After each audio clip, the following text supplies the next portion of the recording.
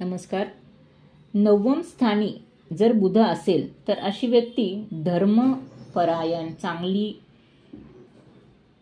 दृष्टी व बुद्धी असलेला, सरकारी कृपेमुळे या व्यक्तीला खूप धनलाभ किंवा खूप चांगला फेम मिळणे, स्वतःच्या कुळामध्ये सूर्याप्रमाणे उजळणे, असा हा बुध त्या व्यक्तीला खूप चांगली फळे देतो. 9व स्थानात स्वतंत्र शुभ संबंधित बुध असता मनुष्य विद्वान, धनवान, उच्च विचारांचा, सदाचारी, वक्तृत्व कला संपन्न व धर्मशील बनवतो. हे सन्मार्गाने जाणारे, साधू संतांची सेवा करणारे, कृपा करणारे, तीर्थयात्रा करणारे, धर्म व तत्वज्ञान यांचा अभ्यास करणारे व्यक्ती असतात. हे सतत विद्याव्यसंगी असतात.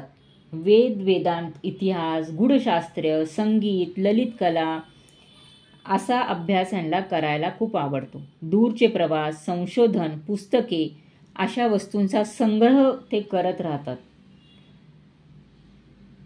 धर्मकार्यात व पुण्यकार्यात ह्यांना खूप आनंद मिळतो. हे भक्तिभावपूर्ण त्यांचे सर्व धर्मकार्य करतात. ब्राह्मण विद्या व अध्यात्म ह्यांची खूप आवड असते. ह्यांचा शास्त्रीय दृष्टिकोन खूप चांगला असतो. यांच्याकडनं ह्या विषयांमध्ये लेखनसुद्धा होऊ शकते व ह्यांना खूप चांगली दिगंत कीर्ती लाभते. संगीत क्षेत्रात हे खूप चांगले कामगिरी करू शकतात.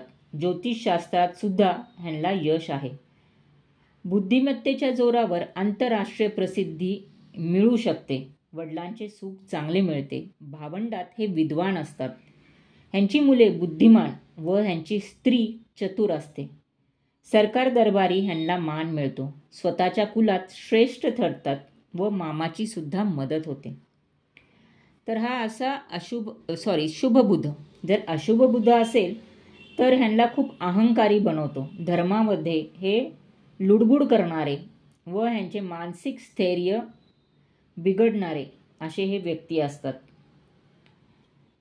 हे गुरूंचा आदर न करणे किंवा धर्माचा आदर न करणे हा बिघडलेला गुरु त्यांना फळ देतो.